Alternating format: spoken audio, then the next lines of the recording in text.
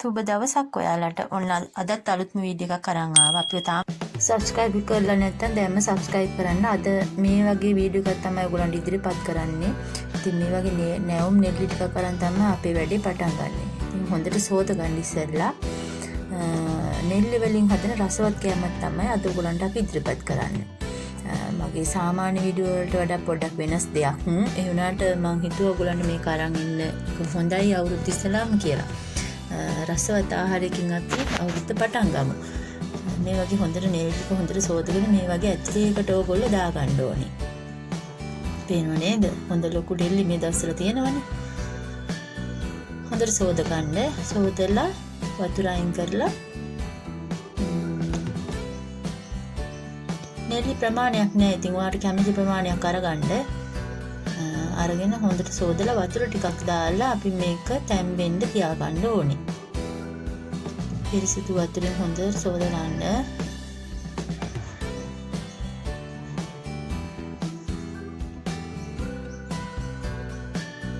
ඊට මේ වගේ ගින්දර සාමාන්‍ය ගානට තියාගෙන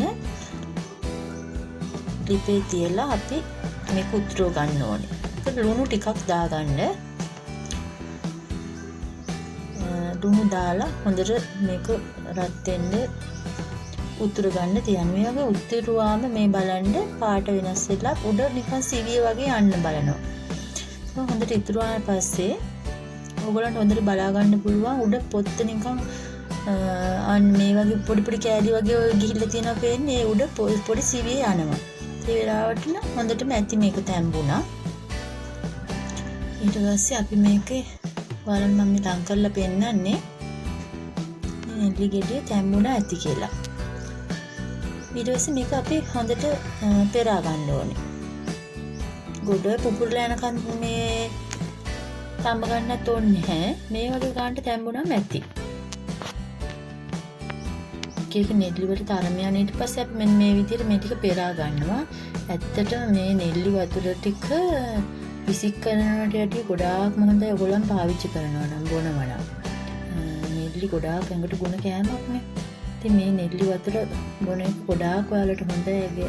ගෑස්ට්‍රික් වගේ දේවල් වලට නෙල්ලි ගුණදායක ආහාරයක්. ගොඩාක් ලෙඩ රෝග වලට නෙල්ලි පාවිච්චි කරනවා. ඊට පස්සේ මේ නෙල්ලි ටිකේ වතුර අයින් කරලා අපි නෙල්ලි ටික වැහෙන ප්‍රමාණයට මෙන්න මේ වගේ සීනි දා ගන්න ඕනේ. රතු සීනි නම් වඩා හොඳයි.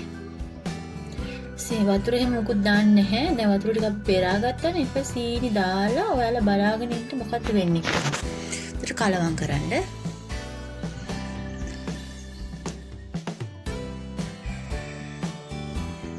නෙල්ලි වතුර ටික ඔයගොල්ලන් බොන්න ගන්න. මේ වගේ නෙල්ලි ටික හොඳට සීනි දාලා ඔයාලට තේරෙනවා මේ ටිකට දානකොට මේ ප්‍රමාණය ඇත්ත මදිද කියලා.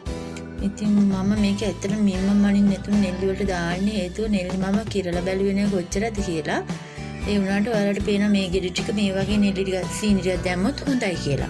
රස අනුව බලන්න පුරුදු වෙන්න ගොඩක් දේවල්. ඉතින් හොඳට කලවම් කරන්න. කලවම් කරනකොට ඉබේම මේකේ ඉස්ම වගේ හැදෙනවා. දැන් මේ නෙල්ලි තැම්බිලානේ තියෙන්නේ. දැන් බලාගෙන ඉන්න ඉබේම මේකේ සීනි ටික දිය වෙලා ජූස් එකක් වගේ හැදෙනවා.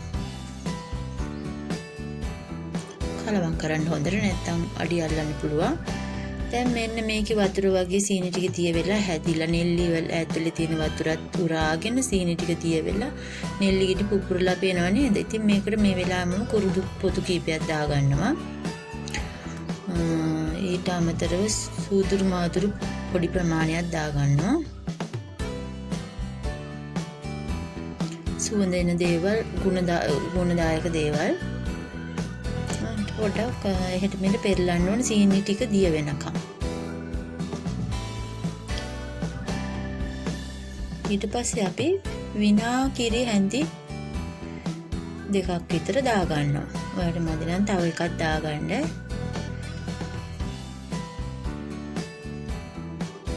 මගේ මේ පොඩි තේ හැඳන් නිසා මම මේකෙන් හැඳි 4-5ක් වගේ දාගත්තා. විනාකිරි හැඳි කීපයක් දාගන්නවා. නැවත හැඳි ගන්න. දැන් ලස්සනට මේක තියෙනවා.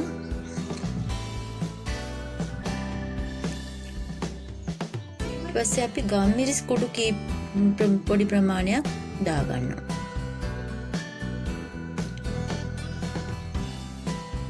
පොඩි සැරක් දැවිල්ලක් ඕන නම් ඔයාලගේ කන විදිය අනුව. ඊට පස්සේ කහ කුඩු චුට්ටකුත් අපි දාගන්නවා. ගාමිරිස් කැමති නැති අය නොදා හිටියට කමන්නේ. ඊට පස්සේ හොඳට කලවම් කරන්න ඕනේ මේ දේවල්. දැන් බලන්න වතුර වගේ හැදිලා තියෙනවා. අපි වතුර නොදා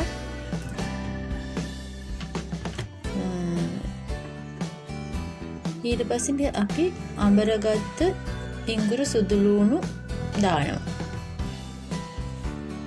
පේස්ට් එකක් හොඳට කොටාගෙන හරි අඹරගෙන හරි බ්ලෙන්ඩර් එක දාලා හරි අරගෙන ඉඟුරු සුදු ලුණු මේකට හොඳට මේව කරලා දා ගන්නවා. ගොඩක් කල් තියාගන්නව නම් සුදු ලුණු නොදා හදන්න. ඉක්මනින් භාවිතා කරනවා නම් සුදු ලුණු දැම්මට කමන්නේ. ඊපස්සේ අපි මේකට දානවා මිරිස් කුඩු ස්වල්පයක්.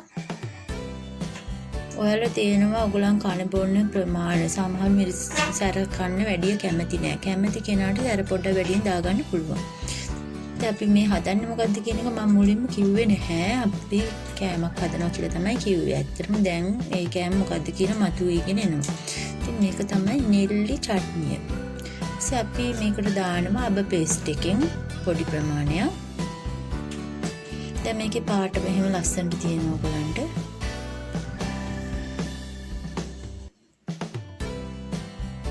අබ පේස්ට් එක දැම්මම රසයි ගුණවත් දෙකම හොඳට කලවම් කරන්න අබ පේස්ට් එක දිය වෙනකම්. මේ හැමදේම නෙල්ලි වලට උරා ගන්නකම් කලවම් කරන්න ඕනේ. ඉතින් මේක ගොඩාක් රසවත් චට්නියක්. ඔයගලන්ට ඕන කෑමක් එක කන්න පුළුවන්. ඉතින් මේ තියෙන්නේ හිඳුනම සීනි එකතු වෙලා මිරිසුත් එකතු වෙලා අමුතු සුවඳක් සහ රසක් මේකේ තියෙනවා. බලන්න ලස්සන චට්නියක් දැන් ඔයගලන්ට හැදිලා මේ සිරප් එක වගේ ටික නෙල්ලි වලට උරනකම් පොඩි ඉස්ම ප්‍රමාණයක් තියෙනකම් මේක ලිපේ හිඳ ගන්න. ඉතින් හොඳ රසවත් ආහාරයක් ඔයාලට හදාගන්න පුළුවන්.